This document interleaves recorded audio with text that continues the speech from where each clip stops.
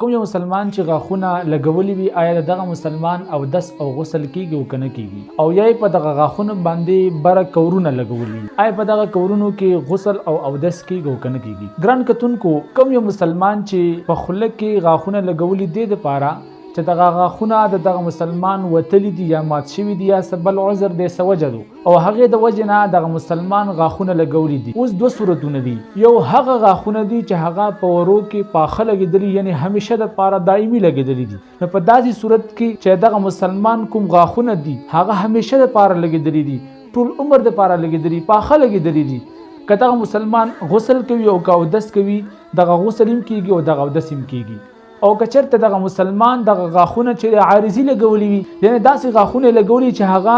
درې کیږي هغه راوځي بهر کیږي نو په داسې صورت کې چې کله دغه مسلمان اودس کوي یا غسل کوي په دغه دواړو صورتونو کې به دغه مسلمان سړی دغه خپل غاښونه را بهر کوي او بیا به هغې نه وروستو دی اودس کوي او غسل به کوي او دغه اودس او غسل کیږي او کوم یو مسلمان چې په دغه خپلو غاښونو باندې چې دی کورونه اچولي وي چې کوم بره مخه کور دغه غاښ له ور نو اوس به کتلی شي که چېرته دغه کور داسې کور وي چې دا همیشه دپاره لګېدلی وي یعنې په سختۍ باندې لګېدلی وي او دا سخت وي دا چې دی نه را بهر کیږي په اسانۍ سره نو په داسې صورت کې دغه مسلمان به دغه غاښ ته دغه کور ته اوبه رسوي نو دغه مسلمان دغه اودس کیږي او که چېرته دغه کور را بهر کیږي دا چې د سست وي په دې سره دغه مسلمان ته تکلیف نه رسیږي نو دغه مسلمان به هر اودس ته او هر غسل ته دغه خپل د غاښونو کور را بهر کوي